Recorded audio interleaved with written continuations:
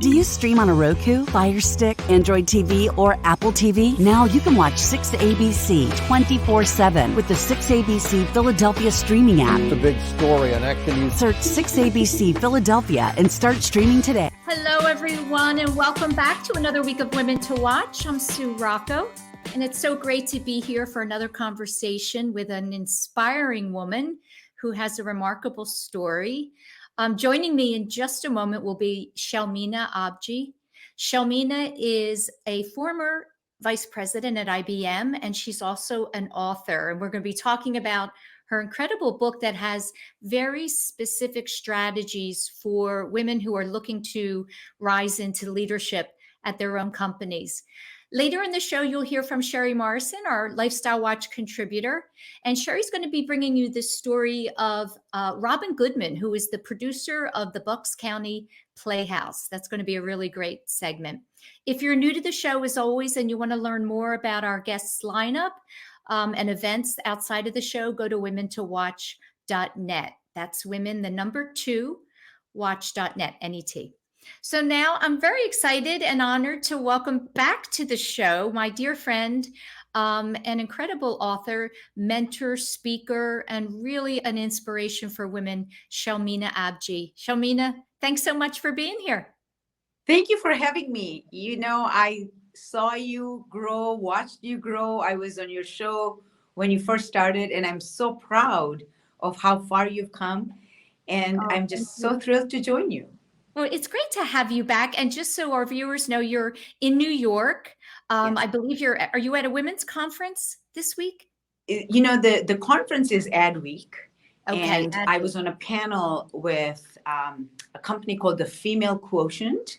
They do a lot of work to advance women equality. And I was talking about my book in their equality lounge. So it was just the perfect setting. Yeah, excellent. Yeah. So for anyone who perhaps missed your first appearance on our show, I think absolutely a big part of your journey is your beginning. And I'll shorten it by saying you were born in Tanzania and poor. And as a young girl, very, very determined to help lift your family out of poverty. And here you are today. So for anyone who's not familiar with your story, just give a real brief snippet about your beginning there and what prompted you to set that goal. Yeah. So, you know, I don't use the word poor, but I call it humble because we always had food to eat. The 4 brothers and sisters shared a room. My mom and dad worked really hard. We had no disposable income. But I did grow up in a family with a lot of love, with a lot of strong values, and really watching my mother work so hard. So to give you a context, my mom was married when she was 14 years old. She got her first child, my eldest sister, at the age of 15, and she had a 4th grade education. However, she was a talented cook. And so she used her talent of cooking to make money to raise us, her children. And so, Susan, she took so much pride in what she did. She looked at her work as an opportunity that enabled her to raise her children. And so watching her work hard with a smile on her face and being proud of what she could do to raise her kids are my early impressions of growing up. And it was in 3rd grade. So let me just back up a little bit. My mom and dad moved to a very small mining town when I was ready for kindergarten.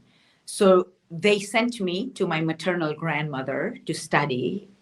And my maternal grandmother loved me unconditionally. I could do nothing wrong by her.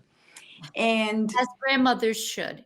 As grandmothers should. Yeah. However, so at night when I sat down to do my homework, my grandmother would say, "Aren't you tired? Don't you want to go to sleep?" And I'd say, "Okay, I'm going to go to sleep." And so as a result of that, in my class of 30, I would rank 27. And so when my mom moved back in 3rd grade, I run home and I thrust my report card into her hand. She's cooking these rice cakes called vitumbua in Swahili. She's all red, steam all over, and she starts crying. And I look at her confused, really confused. Why are you crying? And she says, I work so hard so you can go to school, and you've come home with all failing grades. And I said, well, you didn't tell me you wanted me to pass. I mean, that's how naive I was. Yeah.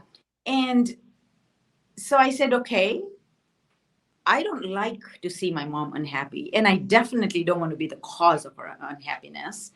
So I started applying myself. I intentionally shifted my attention from going to play at school to going to study at school. Mm. And within a semester, Susan, I went from ranking 27th in the class to 3rd in the class. And that started a domino effect, right? Initially, it was to please my mom. And then I realized, hey, I can get good grades if I work hard, if I study. And that's what got me to dream about obtaining a college degree. Because I figured if I had a college degree, then I could lift myself and my family out of poverty. Yeah. And that took me first to India, got a degree in mathematics. When I came back, I realized that that was not going to pay me enough to lift my family and myself out of poverty. And that brought me to the US to get a degree in computer science, and that changed everything. Yeah. It's amazing to me, those pivotal moments where a decision is made. You remember that one little moment in your life, looking at your mom crying and deciding, I'm going to change things, and how powerful that can be. When you sent me a beautiful, I love your young photo of yourself, and there's something behind your eyes in that photo. And I always love this question. If you look back at that little girl and where you are today, what would you say to her? Oh my God. Even if I said what I said to her, she would not understand. Because, I lived such a protected life in a very small bubble. I didn't know that there is such a thing as corporation. I had no idea there is such a thing as a senior executive. I couldn't even dream of where I am now. And really, that's what drives me to pay forward, because it wasn't even possible. I mean, if I spoke to her that, hey, you're going to have a great life, you're going to be living in America, you're going to become one of the highest ranking women of color, take it easy, things are going to be great. She would probably look at me like I had lost my mind. Yeah, it unfolded, Yeah. One step at a time, step at a time. But that little girl, the picture I sent you, would have never even begin to understand if I were to share with her what is possible in your life. Yeah. That's why all those lessons along the way are part of the journey. One of the things that you talk about often when you're talking about, your professional journey is that at a time years ago, you were not seeing women that looked like you. And I wonder if you can talk about that, how, on one respect, I think we should tap into and embrace our originality. We shouldn't want to look or be like anyone else. But at the same time, the representation from leadership wasn't there for you. Yeah. Susan, this is what drives me to do what I do today. Because believe it or not, what I faced 30 years ago, the internal barriers, the external barriers, women even today are facing them. But what happened is, after I graduated with a degree in computer science from university in Wisconsin, La Crosse, small university in the Midwest, I was on what's called a practical training visa. So I had a 1-year work visa. And there was only one company that even would consider interviewing me because of my visa status. No one else would even talk to me, even though I was on the dean's list. And I did that while I worked 35 to 40 hours every week to pay for my education. But the fact that I didn't have the right visa, most companies would not even consider interviewing me. But one technology startup company based in Minneapolis, St. Paul, the Twin Cities, interviewed me and gave me a job. Susan, the $27,000 a year that they offered me was more money than my parents could make in 10 years. And I was ecstatic. I thought, this is it. We're never going to be poor again. I don't have to reach higher. This is it, right? This is it. Because from where I came from, this is a huge success. But then something very interesting happened. I showed up to work and started noticing that in our company of 2,000 people, there was no one that looked like me. Not just in the leadership ranks. There was no one that looked like me. Everyone was more educated. They came from Ivy League colleges and all these other big name colleges. They were all more experienced. I was just starting out. And they all came from better socioeconomic environment. You could tell from the way the clothes they wore between, and the clothes I wore. Anyway, so felt underrepresented, undereducated, in the language, in the culture, the whole thing. And unfortunately, started undermining my own capabilities. I forgot how hard I had come, how far I had come, how hard I had worked. I started comparing myself to everyone around me, and I started questioning, what value am I going to contribute? What would I know that they wouldn't already know? They're all better than me. And so when I started undermining my own capabilities, I instilled fear of speaking up in a group setting. So I would do a really good job working on my project, poured my heart and soul into it. But I was afraid to speak up in meetings because I just figured there was no value I could add that they didn't already know. But I was stuck between a rock and a hard place. On the one hand, I underestimated my capabilities, also underestimated my worth. That's why the title of my book is Show Your Worth. On the other hand, if I didn't figure out how to contribute unique value, not value that anyone else can contribute, because then they could hire someone else to do my job. If I didn't figure out a way to contribute unique value, I'd have to go back to my poverty. And that became compelling for me to find a way to overcome my fear. You see, fear is not, courage is not an absence of fear. Courage is when, in spite of having that fear, you find a compelling reason to get your voice of courage to be even louder than your voice of fear. And yeah, as hard as it was, I learned how to speak up. I learned how to clearly articulate my ideas. And frankly, it was listening to someone else stating an idea that I had in my mind and him getting a pat on his shoulder, and someone actually used the word, gosh, your idea is so great. You contributed unique value. And in my head, that unique value, oh my God, Shelmina, that could have been you. So this to me is one of your greatest pieces of advice. But I think what young women struggle with is learning what is my unique value. And I wonder what questions can they ask themselves to uncover what their unique value is? Yeah. That's a great question. And that's why in my book, and you've read my book, I have an entire chapter on intentional value creation. Because let's make No mistake. Our corporation hires you, your corporation, whoever is listening, hires you for one reason and one reason only. It's the value you're going to create for your organization. You're expected to create a certain amount of value.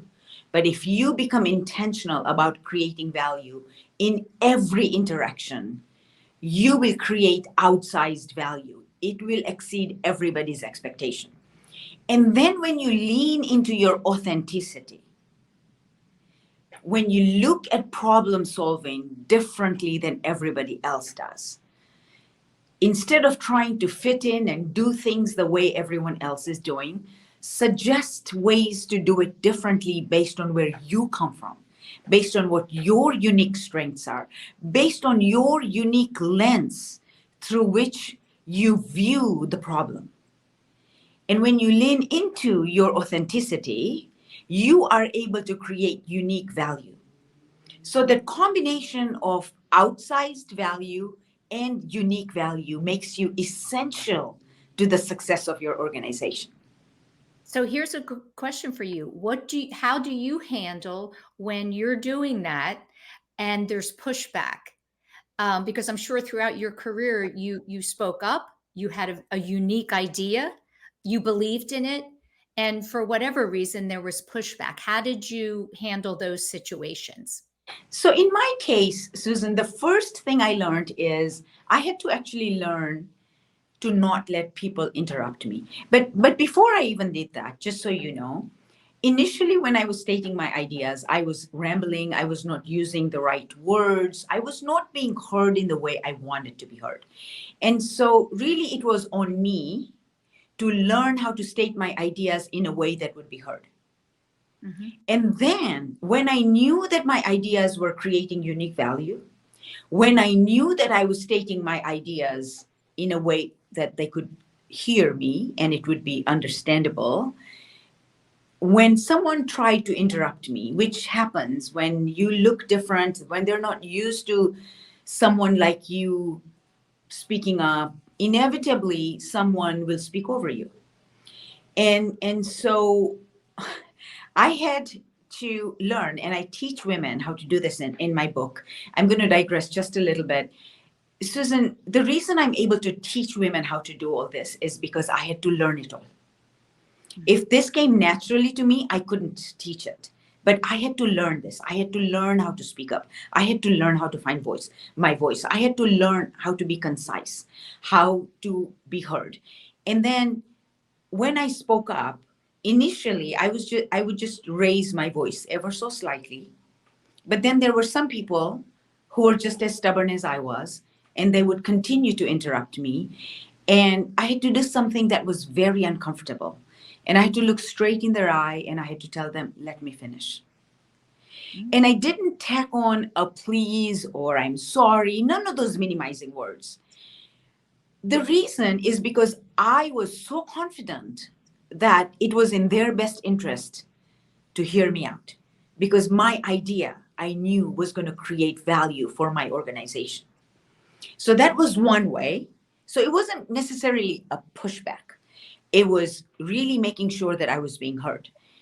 And the other thing that happens, not just to me, but to other women as well, is we will state an idea and then someone else will state the same idea, maybe change a word or two, and the room thinks that it's their idea.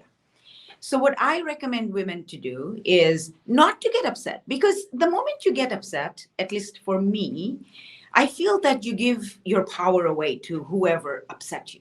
Yes. And then when you speak up being upset, you're not heard as well. And so what you do is, what I've done is I thank the guy. Thank you for restating my idea, Bob. You actually said it even better than I did. But now everyone knows that the idea was mine. Yeah. He basically restated it. But I don't want to alienate him or anything. I just want to make sure people know that this is my idea and that I'm the one that brought it up first and I'm the one who should get credit for it. Yeah. So this is something that we must do until you establish a brand in which I did, where the word around, just the hallway would be, don't interrupt Shelmina. She won't let you. Well, hopefully people will stop interrupting because you have proven your worth and they want to hear what you have to say. Yeah. And Right. this is it, is, Susan, I ask women that the world takes you at your own estimate. And so when you have confidence in your idea, they will have confidence in your idea. Obviously, you have to state it in a way that is understandable and the audience understands it. But you also need to be able to speak with the words, the energy, the way you state it. You have to have confidence in your idea before you can expect anyone else to have confidence in your idea. So this is very important for us to understand that Go ahead. I'm sorry. Yeah, that if we don't have confidence in our own selves and our ideas, we can't expect anyone else to. Right. Listen, we have to go into our first break. And when we come back, we're going to finish this conversation. Stay with us if you're listening on 1210 for our watch team. And I'll be back with Shelmina Abji, author and former IBM vice president. We'll be right back. Action News, celebrating 50 years with AccuWeather. The heat is on. In 2010, Philadelphia had a record of 55 days at or over 90 degrees. And those scorchers, they're on the rise. In fact, 10 of the 15 hottest summers occurred in the last 2 decades. Thank you for always trusting us to keep you informed. You're streaming and we're streaming. Get the AccuWeather forecast and severe storm alerts 24/7 on our 6ABC streaming app. Whether you're just getting started, already well on your way, planning for your future, drafting your vision, growing toward greatness, or finding that dreams really can come true. Whatever your next steps are, we'll be right here with you, just like we have been for 150 years. Start here, grow here, stay here. Penn Community Bank. Here we grow. Go for the midnight dares. Go for the memories. Go for the view that goes on forever. Go for the bubbles in your bathtub and in your drink. Go to bed whenever you want. Or don't.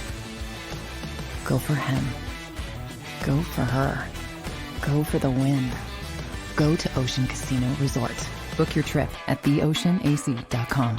The following is a real testimonial from the father of a young injured victim. I didn't think she was going to make it. Major Perry's daughter was the victim of a horrific accident caused by someone else's negligence. If you don't find the right counselor, law firm that you're looking for, you will get lost in the wilderness. Badly injured? Call the Fritz and Bianculli Law Firm at 215-458-2222 and find out why they say, "We got this."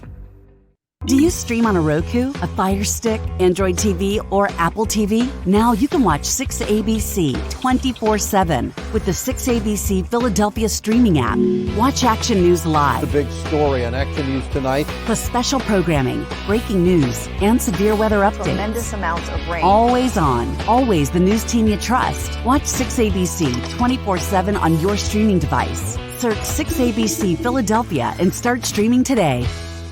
Hi, everyone, and welcome back to the show. I'm Sue Rocco, and you're watching Women to Watch, and I'm joined this week by Shelmina Abji. Shelmina, again, is the author of a great new book, which we'll be talking about, and she's also a former vice president at IBM. Shelmina, I wanted to open this segment with a quote because I believe it so much that you have said, if you accept challenges that come your way, it becomes an exciting adventure. If you resist them, it turns into anxiety. And I think, anxiety is something we talk about on the show a lot because I think we live in a world where everywhere we go and look, every time we read something, we can feel anxious because there's a lot of things going on. And so I wanted you to talk about that concept and what you do in those moments of anxiety when perhaps you're traveling and things don't go, the way you want them to, or you're just feeling worried yourself? Yeah, yeah. Susan, for us women, when we are trying to balance our work and our life, and as you know, I became a single mom when my children were 2 and 4, and I had 10 people reporting to me with a quota of $120 million. And those were, frankly, the darkest days of my life, but they were also the most transformative days of my life. And for us women, no matter how much we love our careers, we're not just career women. We're mothers, we're daughters, we're sisters, we're caregivers. And each one of these roles gives energy and brings meaning to our lives. But when we're trying to do all these roles in this very uncertain, very unpredictable, fast-paced environments, we are bound to face challenges.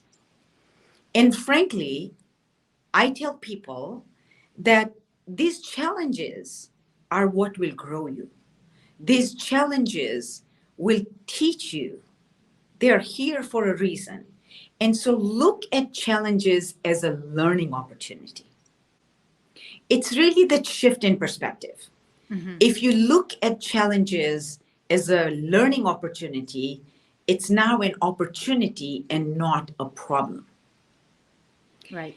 Yeah. And the energy that you bring to that situation changes, because now you're looking at this challenge and saying, you're curious and you're saying, what can I learn from this? Right. And the more challenges you face, the better you get at it. But there will always be certain challenges that'll come your way. And you just have to stop, because it will disturb you. We are humans. We see all this injustice around the world. We do get disturbed when our loved ones are not feeling well, when something's going on that makes us upset. And so, yes, give us space to get upset. But also know that by you being upset for an extended period of time, you are not able to bring your full energetic self to the situation and become part of the solution instead of the problem. Yes. You talk about a lot of this in the book. And so my first question is, tell me about the moment you decided, I'm going to write a book. There's a sea of resources and books out there talking about leadership, but I think your approach and your perspective is unique, and it is very actionable.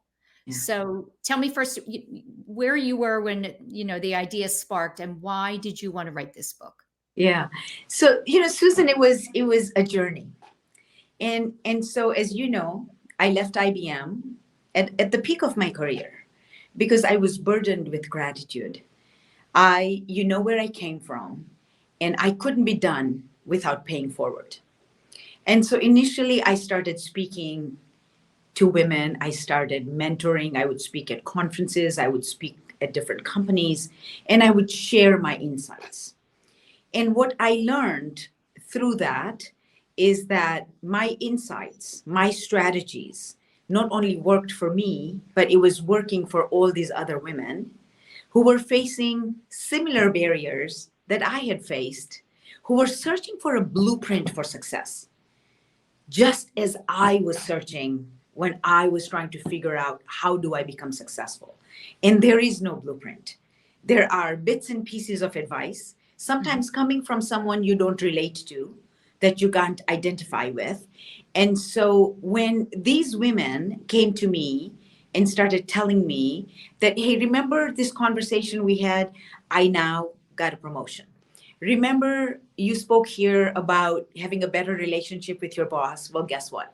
I now have a better relationship with my boss. And so when I started getting this proof of concept, if you will, so, I grew up in technology. In technology, if you have a product that internally you will agree, but there isn't a fit for the market, then it's a non-starter. So if these intentional strategies had only worked for me and they weren't working for anyone else, then it wouldn't really work for a larger audience. But when it started working, Susan, I saw that these women were getting disheartened. These women were actually opting out of the leadership pipeline, and the pandemic actually made the situation worse. Mm-hmm. And I started focusing on the numbers of women in the workplace. You see, in 2019, more women with college degrees entered the workforce than men did.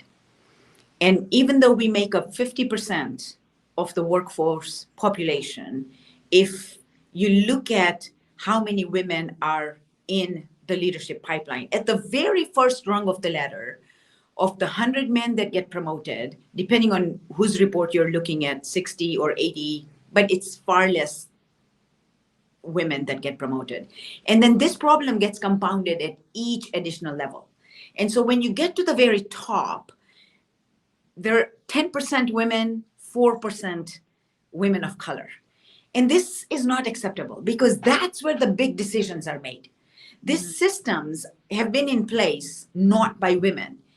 We need to be in those rooms to be the change agents, to make the big decisions to change the systems. And so I took on the challenge of being a change agent for both gender equality and racial equality. And that drives me every single day to ensure that I am teaching women how to rise up the ladder, not just contributing value and staying at the bottom, but intentionally building the relationships, intentionally getting outside your comfort zone so you grow your competence, in finding the sponsors, the people that are going to advocate for you when you're not in the room and take a chance on you because they have watched you. You see, when I first became a leader, Susan, that's when I realized the power your boss has over your career. How you are known. That's why there's an entire chapter on intentional leadership branding. How you're known in a room where you're not present is going to determine whether you get the promotion, whether you get the stock options or not, whether you get the big rewards or not. And then, more importantly, who knows you, especially when it's executive level positions where they can't afford for you to fail because the business you're running is now going to determine their earnings per share every quarter. And so they want to make sure that the person they put in those positions have a high chance of succeeding. Now, remember, no one already knows the job before they take the job. No one. But that person has the right people sitting in the room. You have to demonstrate success, of course. You have to have the leadership branding, of course. But you also have to have people in the room that are going to advocate for you, that are going to put their credibility on the line and say, yes, Susan should get this job. I have watched her grow. I have watched her struggle. I have watched her make decisions when the climate is emotionally charged. I have watched her fall, dust herself off, get up, and keep going. You want to demonstrate these attributes time and time again so people can see it. That's when they'll bet on you. You know, I love one of the things you talk about, and you did yourself, was in trying to, we have to know, how do people perceive us, right? What is our reputation among our colleagues? And you say it's as simple as just asking someone that you work with or someone who knows you, when you think of me, what do you think of? And don't you learn so much from that question? We do. And this is why these trusted group of people that will tell you what you need to hear, not what you want to hear. Right. Yeah. They are worth their weight in gold. Yes. And there are advocates and our sponsors. Yes. So tell me, well, first of all, I want to give you an opportunity to talk about Girl Up for anyone who's not familiar with that, and how you came to be on the board. Yes. And what kinds of initiatives are you working on today with that organization? Yeah. So Girl Up is an initiative of the United Nations Foundation.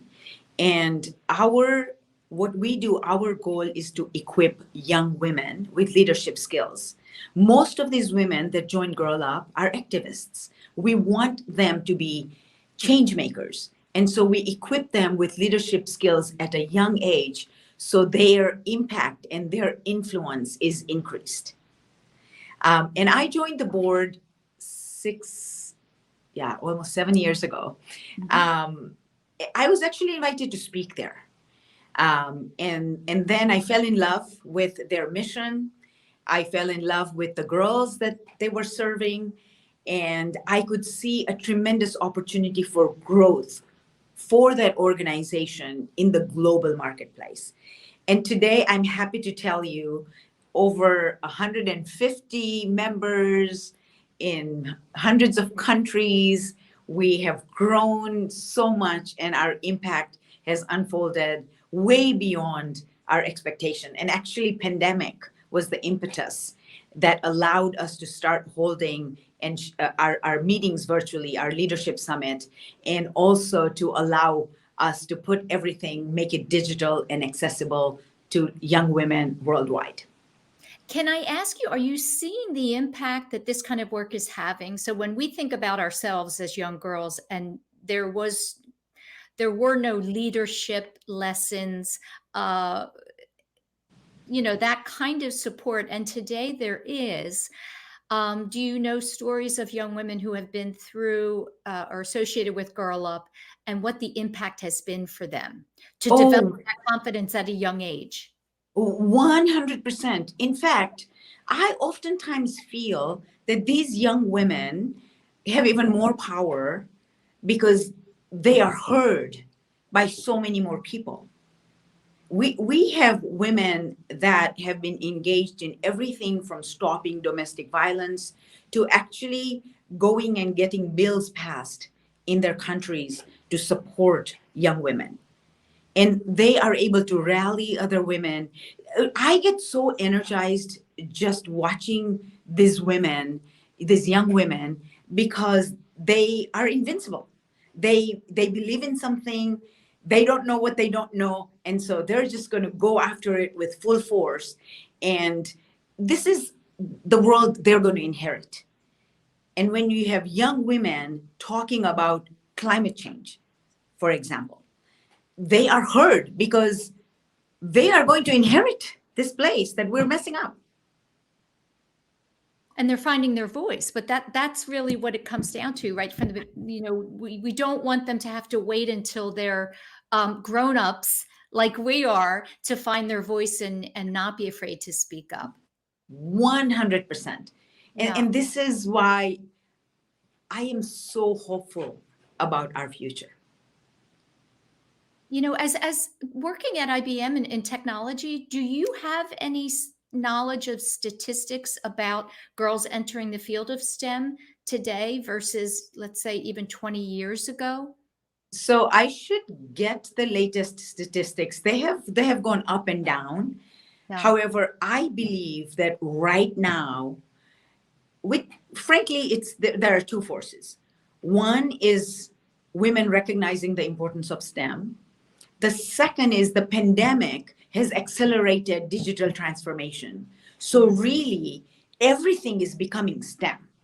If you think about it, when you're working virtually, when you have to use technology to access or even see a patient these days, right? Instead of going into the doctor's office, you go on a Zoom call.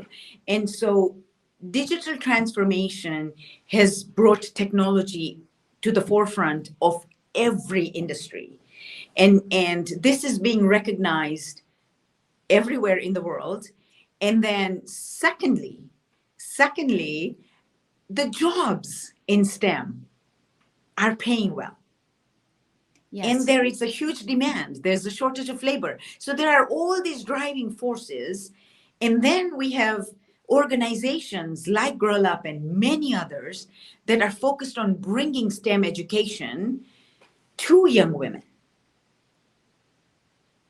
Yeah, it is an exciting time. It's an incredibly exciting really time. Is. It really is. And I don't want to downplay everything else that's going on in the world, but I want us to know that our future is going to be better, Yeah. because we are all energized to change the status quo, and we are going to change it. Absolutely. And if we don't believe it, it won't happen. You bet. We're out of time, and I just want to congratulate you again on the book, Show Your Worth, 8 Strategies for Rising to Leadership. I don't want to mess up the second part of the title. I should have brought a copy of my book, but they're all given away. Yeah. It's actually Show Your Worth, 8 intentional strategies for women to emerge as leaders at work. The word intentional strategies is extremely important, because it's not just about being intentional, it's also about being strategic. So you know what you're intentional about. Every day when you go to work, you are intentional about creating value. You're intentional about growing. You are intentional about leaving behind impressions that are going to create the brand that you want. You are intentional about building the right relationships.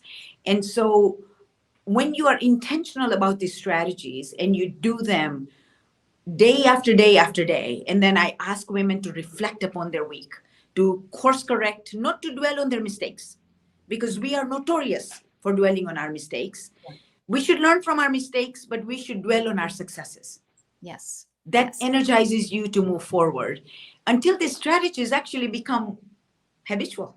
Yes. They And not become only part that, of your DNA. then you're in control. You're in control of your life. And you never give your power away to anyone. You will never be driven by anyone else's agenda. You'll be driving your agenda, and you will be moving forward towards your definition of success every day, every meeting, every conversation. Yes. Well, you got me fired up, and I have all kinds of intentions for later today. Thanks so much, Shelmina. I know how busy you are. I always love to hear from you, and you're incredibly inspiring. And we'll share a link to the book. Thank you for having me again, Susan. Thank you. Bye-bye. Stay with us, and up next will be Sherry Morrison, our Lifestyle Watch contributor. And again, she'll be with Robyn Goodman, producer at the Bucks County Playhouse. We'll be right back. Action News, celebrating 50 years with AccuWeather. The heat is on. In 2010, Philadelphia had a record of 55 days at or over 90 degrees. And those scorchers, they're on the rise. In fact, 10 of the 15 hottest summers occurred in the last 2 decades. Thank you for always trusting us to keep you informed. You're streaming and we're streaming. Get the AccuWeather forecast and severe storm alerts 24/7 on our 6 ABC streaming app. Whether you're just getting started, already well on your way, planning for your future, drafting your vision, growing toward greatness, or finding that dreams really can come true. Whatever your next steps are, we'll be right here with you, just like we have been for 150 years. Start here, grow here, stay here. Penn Community Bank. Here we grow. Go for the midnight dares. Go for the memories. Go for the view that goes on forever. Go for the bubbles in your bathtub and in your drink. Go to bed whenever you want. Or don't. Go for him. Go for her. Go for the win. Go to Ocean Casino Resort. Book your trip at theoceanac.com. The following is a real testimonial from the father of a young injured victim. I didn't think she was going to make it. Major Perry's daughter was the victim of a horrific accident caused by someone else's negligence. If you don't find the right counselor, law firm that you're looking for, you will get lost in the wilderness. Badly injured? Call the Fritz and Bianculli Law Firm at 215-458-2222 and find out why they say, "We got this." Do you stream on a Roku, a Fire Stick, Android TV, or Apple TV? Now you can watch 6ABC 24/7 with the 6ABC Philadelphia streaming app. Watch Action News The live, big story on Action News tonight. plus special programming, breaking news, and severe weather updates. Tremendous amounts of rain. Always on, always the news team you trust. Watch 6ABC 24/7 on your streaming device. Search 6ABC Philadelphia and start streaming today. Welcome to the lifestyle segment of Women to Watch. Today, I welcome Broadway and Bucks County executive producer, Robyn Goodman. Hey, Robyn, welcome to the show. Thank you so much. I'm so happy to be here. I am so excited to tell everybody all about you and all the wonderful work that you've done. You had an incredible career. Thank Robyn, it's most impressive. She's not only an executive producer on Broadway and in New Hope at the Bucks County Playhouse, she has won 6 Emmy Awards and for One Life to Live, which was the first daytime gay storyline. She has also won 4 Tony Awards for Avenue Q, In the Heights, Angels in America, and most recently, Company. She's also been nominated for an additional 5 Tonys and multiple Drama Desk and other awards along the way, too many to list. Robyn, please tell us a little bit about where you're from and how you got started in the entertainment industry. Sure. I grew up, I was born in Brooklyn, but I grew up in New Jersey, West Orange, New Jersey, in a normal middle-class home. But my mother had always wanted to be an actress. She'd worked in radio. And so she brought me to the theater starting when I was 5 years old, to Shakespeare when I was 5 years old. And I don't know what I thought of it, but it obviously gave me the bug. And I wanted to be an actress. And so when I was in high school, I actually took classes in New York City at the Berghoff Studio and went to college to study theater and psychology at Brandeis University. And when I graduated, I came to New York after being at the Sharon Playhouse. I had a little money in my pocket, and I said, I'm going to be an actress. And I got a job in about 6 weeks. That was really lucky. For Lincoln Center, I played Antigone in a very interesting production that toured New York State. But I would say that, I acted for about 9 years, I guess, and then Carol Rothman, who now still runs the Second Stage Theater, came to me and asked if I would start a theater with her. And it was only because I had worked so much for Joseph Papp, who was the greatest producer at that time, running the Public Theater in New York, who had asked me to bring him projects. He thought I was a producer. God knows why, but he did. And the second bug got in my ear. And so when Carol asked me, I said yes. And we started the Second Stage Theater. And that's the beginning of my career. A lot of fun and a lot of ground covered. Yes. Fast forward a little bit, you and producer Alexander Fraser assumed the leadership roles of producing director and executive producer in 2014 at the Bucks County Playhouse. So I want everyone to know about the amazing shows that you've made available right here in beautiful, New Hope, Bucks County, at the Playhouse.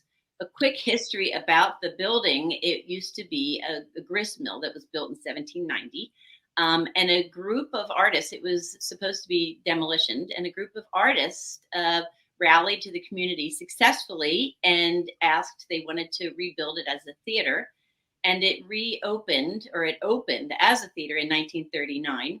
And it quickly became America's most famous summer theater and had legends like Helen Hayes, Jessica Tandy, Grace Kelly, Robert Redford, Angela Lansbury. I mean, the list is endless. It remained in operation until 2010. And the Bridge Street Foundation, which is a family foundation that is run and operated by Kevin and Sherry Doherty, renovated the theater and reopened in 2012. And you showed up in 2013-14. And now there's no reason to go to the city for a Tony Award-winning show or to see celebrities. Please tell us. Sorry. You've met so many wonderful people, and I don't want to miss out on anything. So please tell us a little bit about your favorite moments, most memorable moments in your career? Well, starting at the Playhouse was a memorable moment. Alex asked me to be a consultant. It was his way to seduce me into doing more work. But mostly I've been producing on Broadway. Memorable moments, I produced a play, the last play that Robin Williams was in, called Bengal Tiger at the Baghdad Zoo. But I guess the most wonderful memory I have is in 2004, winning the Tony Award for Avenue Q. And I told you a story about, it was so exciting. I was so happy my parents were still alive. And I remember walking to the press room and calling my dad at home, and he answered. He said, oh, I can't talk to you. The phone is ringing off the hook. And he hung up on me. So I knew it had an impact on them. I mean, they were so instrumental in me loving the theater. We went many times a year. And I went twice to plays so I could meet Julie Harris and Geraldine Page and all these people. I was a real stalker back then. But that was, I would say, the highlight. I mean, it's always fun to win a Tony. But the ones that was my first big commercial project. I mean, I had done a play or two before that. I'd done off-Broadway. I did Tick, Tick, Boom before Lin-Manuel made it a movie. And actually, he put us in the movie because we produced the original musical, which was a lot of fun. During COVID, it's the only money I earned. And the only fun I had, actually, was filming that little moment in Tick, Tick, Boom. Oh, boy, COVID really hit everybody. And it's the theater industry. It was very, very sad. You started out as an actress in off-Broadway productions and on the popular soap opera Another World. You want to tell us a little bit about that? Oh, well, my husband at the time was on the soap opera for a little bit. He was a theater actor and he did movies and television. And a part came up for a character's assistant who was just a mess. And when I read the script, he said, they're going to offer this to you. And I said, oh, this is a funny part on a soap opera. Whoever gets a funny part on a soap opera? So I took it, and he was this very serious doctor, and I was working for a man he was seeing as a patient, and John Randolph, I think was his name. And I just couldn't get anything right. Back then when telephones were ringing and, they didn't have the internet, and it was a lot of fun. I had fun. And so when I went to work at One Life to Live, I wanted to keep that humor going because, they're very serious stories on those soaps, but there's room for laughter. So I hope that I helped. We had a wonderful writer named Michael Malone who just passed away. He was a brilliant, he wrote books that won a lot of awards. He was a mystery writer, and I adored him, and he had a great sense of humor. So I was very lucky. And it was fun. It was fun. It's a nice way for young actors to start. A lot of them did. Yeah. A lot of them in there. Well, and it sounds like your life as a producer was officially launched at some point with all of that. And then you got involved with the Second Stage Theater. Yes. Tell us a little bit about Second Stage and what's different about that. Well, we decided at the time there were a lot of small theaters in New York, like over 200. And they were all doing new plays, and then the plays would get lost. They'd do them on this contract that was 12 performances. So Carol and I were trying to find a niche, and we thought, well, why don't we say we're going to reinvent those plays that are lost? I think our first statement was, people are ripping plays out of typewriters, if you can believe it, and putting them on the stage, and they're getting lost. And we want to reinvigorate them. So that's how we started, and then we started doing new plays. And I stayed for 13 years. It was very successful. We had a great critic at the New York Times at that point, Frank Rich. And he was our age, and he understood our sensibility, and he did very well by us. So we got a lot of attention. So that was very lucky. And then I left to make a living, to go to the soap opera. That is the trajectory. Okay. And when after 5 years, I thought, well, I have enough money to buy an apartment. Maybe I can go back to the theater. So, sometimes you take jobs for financial reasons. And I mean, that job turned out to teach me a great deal about storytelling and television. It was a wonderful job. but it wasn't my life's passion. Yeah. And you won 6 Emmys. Pardon me? And you won 6 Emmys with the Yes. television with the soap opera. It was wonderful. It was wonderful. And I couldn't believe no one had told a story about anyone gay, and it was a beautiful story, actually. He wrote about this young boy in town who had to face scorn from the people around him. It was a really, really important story, I thought. And then you founded Aged Wood Productions. Aged in Wood. Yeah, I left the soap opera, and I decided I wanted to be a commercial producer so I could make money. And if you really want to make money in the theater, you produce musicals. So I did sort of an apprentice time on 2 or 3 musicals. A musical called Bat Boy, Tick Tick Boom, Class Act. And then I went to this thing called the BMI workshop, where young writers and composers get together. And I saw these guys singing 4 songs with puppets. If you were gay, everyone's a little bit racist. And I fell in love. And it took me a while because they didn't know me. I had to partner with well-known producers of Rent, etc.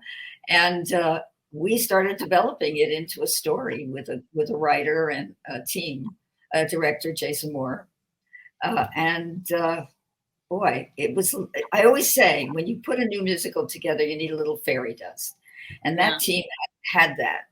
It was a delight. And it was not like anything else, which is Malcolm Gladwell's Purple Cow, right? So if you want to be noticed in any business, find a purple cow.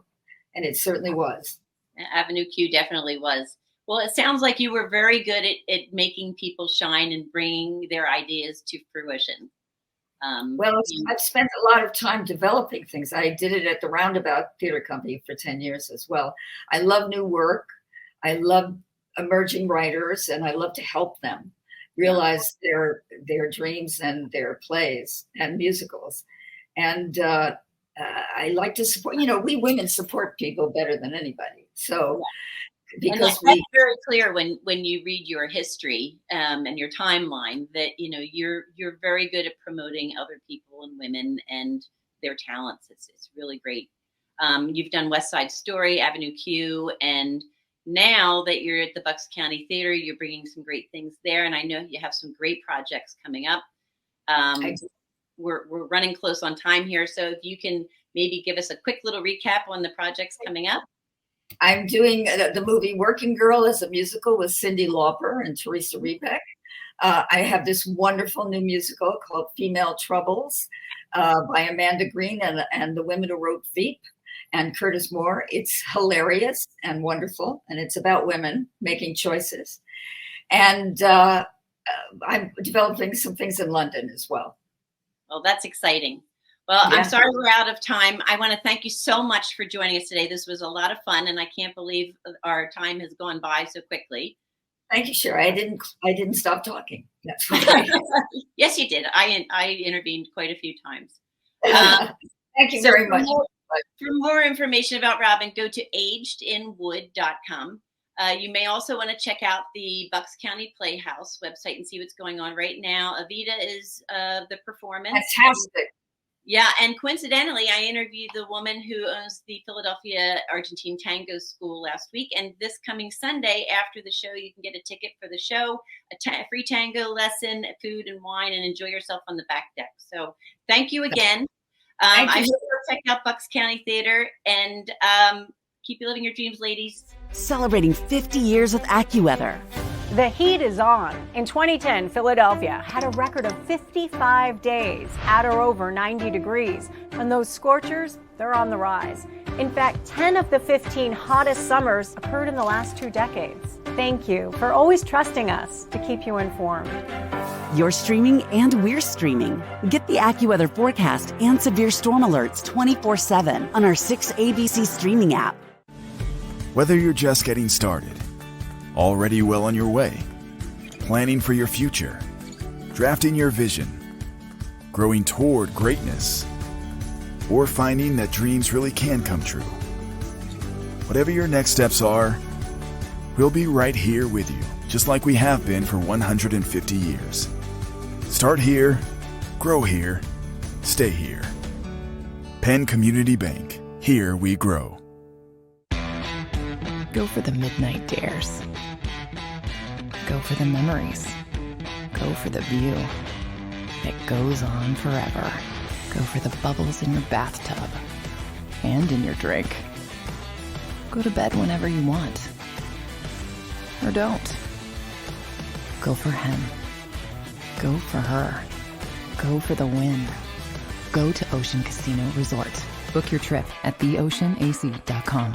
The following is a real testimonial from the father of a young injured victim. I didn't think she was going to make it. Major Perry's daughter was the victim of a horrific accident caused by someone else's negligence. If you don't find the right counselor, law firm that you're looking for, you will get lost in the wilderness. Badly injured? Call the Fritz and Bianculli Law Firm at 215-458-2222 and find out why they say, "We got this."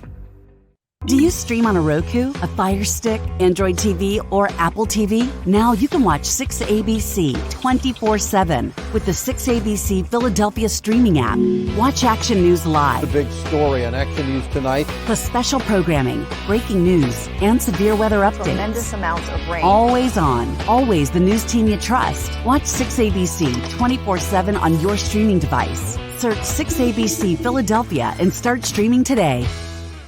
Hi, everyone. Welcome back. Thanks so much for tuning into this week's show. Big thank you to Tone, our producer, and Sherry Morrison for always bringing such a really fun, light segment at the end of the show. Next week, I'm very much looking forward to my interview with Kathy Bloomgarden. Kathy took over her father's global PR firm, Rudder Finn, and she's now leading a very successful team as the CEO. Have a great week, everyone, and I'll see you next week.